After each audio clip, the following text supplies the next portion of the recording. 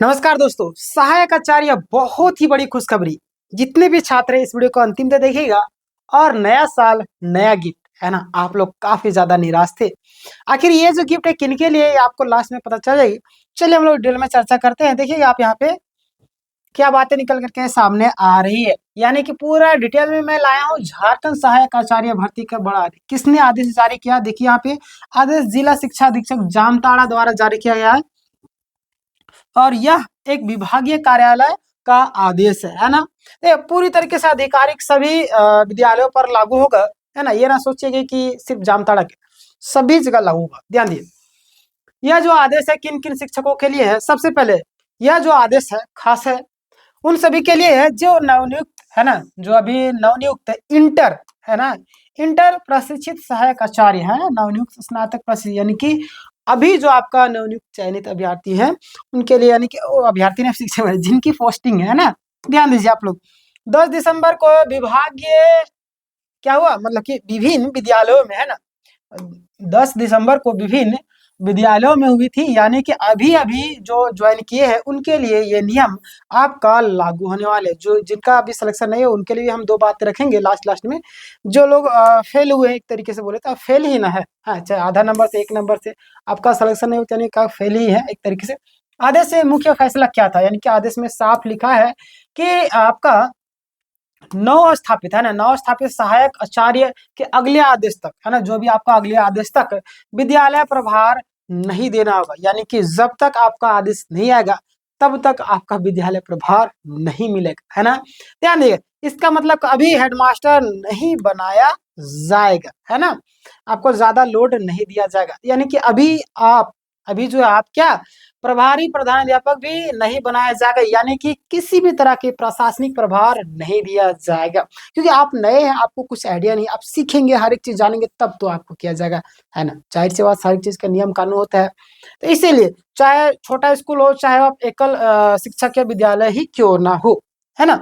ध्यान दीजिए, फिलहाल के लिए आपका जो बातें निकल करके सामने आ रही है कि नो चार्ज है ना, नो रिस्पॉन्सिबिलिटी।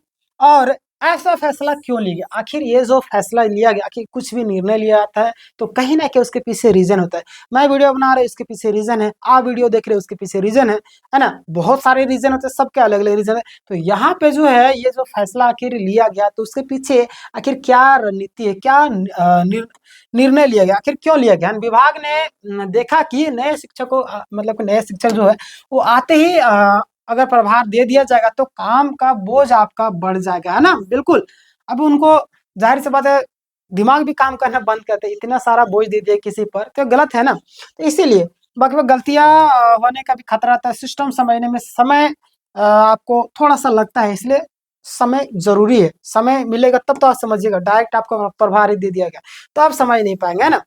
और अभी जो है आपको सीखना है तभी तो आपको कुछ होगा। तकनीकी व प्रशासनिक काम, यानी कि आप यहाँ पे देख लीजिएगा आपका आपका दैट 2.0 60 छात्राओं का जो डेटा, एडमिशन अटेंडेंस, विभागीय अपडेट और भी कई सारी चीजें आप यहाँ पे देखिएगा, है ना। कई तरह के एकेडमिक रिकॉर्ड है, स्कूल संबंधी हो, हाँ, ईबीवी, ईवीसी, ये सारी चीजें जो आपको जानना होता है ना। देखिए बच्चों की जुड़ी योजनाएं, लाभार्थी का यानी कि जो आपका डेटा है, यूडीएसई, ये सब प्लस जो है आपका सारा चीज आपको वहाँ पे जानिएगा, समझिएगा तब तो कुछ होगा। हर दिन आपका समय पर है ना, समय समय पर अपडेट मिलेगा। और मतलब कि स्कूल का पूरा जो डेटा है, मैनेजमेंट, हर एक चीज आप जानिएगा तब तो आप मैनेज कीजिएगा। परीक्षा संबंधी काम है ना, ये सब कॉपी जांच वगैरह, मतलब एक तरीके से हम लोग बोले तो जब तक आप सीखेंगे नहीं तब तक आपको विभागीय कार्य नहीं दिया जाएगा, है ना। रिजल्ट बनाना, रिजल्ट अपलोड करना, ये सब काम अच्छे से सीखने के लिए ही आपको विभाग ने प्रभार से रोका है। आप सीख जाइएगा तो आपको विभाग दे देगी, है ना। चलिए आगे हम लोग बात करते हैं। यहाँ पे देखिए आदेश किन किन को भेजा गया है, आदेश जो है किन किन को भेजा गया, यानी कि यह आदेश भेजा गया है स्कूल के प्रधानाध्यापक जो प्रभारी है उनको, है ना। संबंधित प्रखंड शिक्षा प्रसार पदाधिकारी, यानी कि क्षेत्र शिक्षा पदाधिकारी हो आपका उपयुक्त सूचना हेतु, है ना।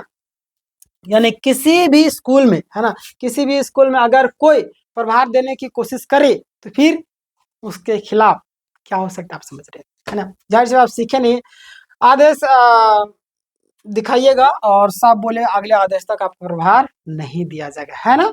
बिल्कुल, अगर आदेश चाहिए अब बोलिएगा कमेंट में, मैं आपको दे दूंगा, है ना।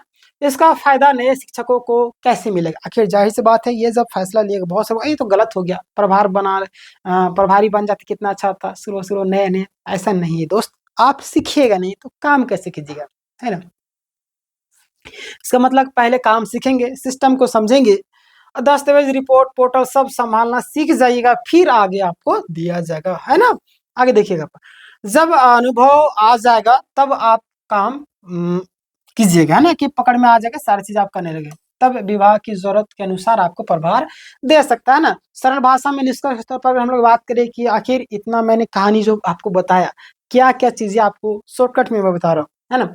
अभी तनाव लेने की कोई भी जरूरत नहीं है आपको, बस स्कूल का जो रूटीन है ना, उसके अनुसार आपको काम करना होगा और बच्चों पर ध्यान देना, सिस्टम पोर्टल को समझना है। सिर्फ आपको जॉब सीखे और हेडमास्टर बनने की भी अभी आपको जल्दी नहीं है ना।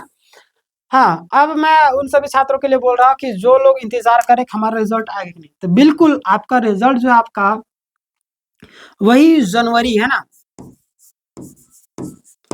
जनवरी के आपका फर्स्ट, है ना, फर्स्ट या तो सेकेंड